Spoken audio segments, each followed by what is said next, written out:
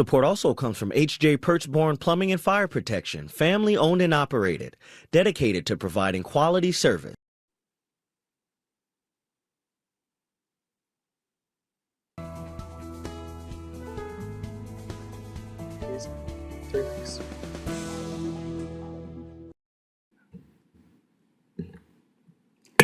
All right, it is 6 o'clock. The Finance and Personnel Committee is called to order. We will begin with the roll. Alder Close is excused. Alder Bremser? Here. Alder Decker? Here. Alder Perrella is excused as well. Mitchell's here. We have a quorum. Will you please join me in the pledge? I pledge allegiance to the flag of the United States of America and to the republic for which it stands, one nation, under God, indivisible, with liberty and justice for all. All right, I see they took the introductions off my agenda, but given our packed room, I feel that's probably okay for tonight. And we can move on to item 4, the approval of the minutes from the May 11th meeting. Do we have any discussion on those minutes? Oh. Move to approve. Second. All right, we have a motion to approve by Alder Decker, a second by Alder Bremser. Seeing no discussion, all in favor? Aye. Aye. All opposed? Chair votes aye. The ayes have it, and the motion passes. Those minutes are approved. Next up is item 5, the public comment period. Do not laugh at me. Is there anybody wishing to speak? Nobody online? Okay. You laughed at me. But nonetheless, we'll move on to item 6, resolution number 24 of 2627, adopting the city's 2026 through 2028 Title VI program manual. Thank you. This is a document that is an update to the city's longstanding policy regarding Title VI. This is to be compliant with federal anti-discrimination laws. Any questions or comments from committee? Alder Brem? No. We'll get there. Alder Bremser. Great, thank you. Hi. I just had a question. I'm not sure for whom. I was just curious, who has been the title for coordinator in the past? To my knowledge, this position was historically managed by the city's Director of Planning and Economic Development. But when that position became vacant in 2024, I don't believe that a new coordinator was appointed during that gap. So we don't technically have an ADA coordinator that's designated. By default, it's the city administrator currently. Okay, thank you. Can I ask one of just a, so if this will now fall under the city administrator, I was just curious, is this something that typically would fall under like the human resources? That's one approach. Okay. So the way that we approach human resources is we want that department to primarily serve the employees. Okay. And this program serves others. So we felt that it was appropriate to distinguish from the human resources in this capacity. Therefore, it made sense to us to either have the administrator or the attorney serve in that role. But either way, we would be working in partnership to work through any complaints to the extent that we can, if we can work with an outside investigator if needed, those sorts of things. But we felt that human resources wasn't the best fit for this. Thank you.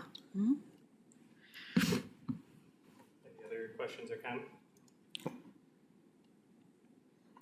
Any other questions or comments from committee? Move to approve. Oh, I did have one more question. Just to finish that loop, I will second the motion to approve in the meantime. Alder Bremser. About that. Okay. Thank you. Just one more question. So I was reading through the techniques used to inform, educate, and gain input from the public about this. Do you know what kind of I was just curious, like what kind of techniques have been used in the past to, you know, give input to the public so that they know what services are available to them? That's a great question. I don't have a comprehensive answer. Okay. The city's website was used in a limited capacity. I believe brochures were posted in certain areas throughout the community around City Hall. We did not have, to my knowledge, Casey can correct me, I don't believe that we had a formalized communication plan. This policy will be on the new version of the city's website, which will include the language interpretation option as well. So if somebody who, for whom English isn't a first language, tries to find that information, they'll be able to find the interpreted version online just as easily as an English version. Okay, thank you. I can't ask any more questions, right? Yeah. Oh, I can't. Okay. Just crossing all my I's here. Okay, and I just had one other further question. Attorney Majerus. So if there were a complaint to be made to the city by, say, a city employee or committee member or such, is there like an alternative backup kind of coordinator? Or is that where, when it says in writing that further assistance would then be given by the city attorney, HR director, and city staff? So there is kind of that like Yep. checks and balance. Yep, if a critical position in this policy becomes vacant, there are systems in place to refer that responsibility either up or down or over throughout the table of organization.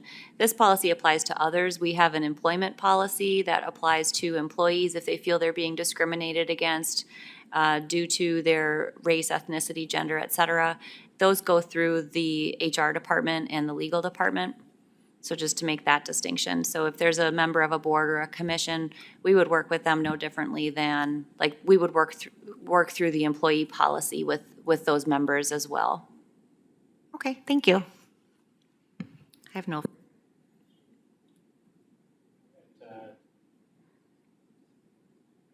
Alder Decker, any? I guess my comment is I think this looks like it greatly enhances what we had before. It brings things back where people can really where there's going to be a lot more accessibility by the community, and so I'm very much in favor of this. All right, then if there's no further discussion, we already have a motion and a second for approval in front of us. All those in favor? Aye. All opposed? Chair votes aye. The ayes have it, and the motion passes. That one is approved.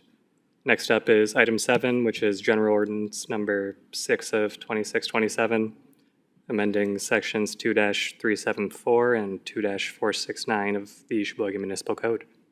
Thank you. So the next two elected positions on the rotation for re-election are the city clerk and municipal judge, which means that before that period starts, we needed to look at their salary ordinances.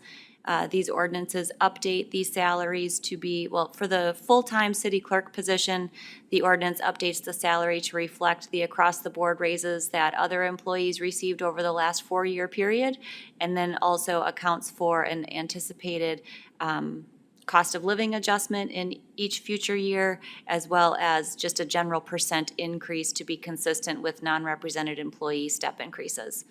The municipal judge position as part-time does not have the equalizer. It only is the cost of living plus the 1.25%.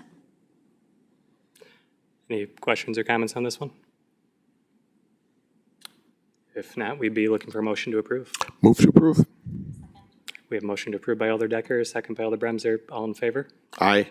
All opposed? Chair votes aye. The ayes have it, and the motion passes. That one is approved. Next regular meeting is to be scheduled, and with that, we've exhausted our agenda and are looking for a motion to adjourn. I make a motion to adjourn. Second. All right, we have motion and second for adjournment. Motion by Alder Bremser, second by Alder Decker. All in favor? Aye. All opposed? Chair votes aye. The ayes have it, and the motion passes. We are adjourned. Thank you.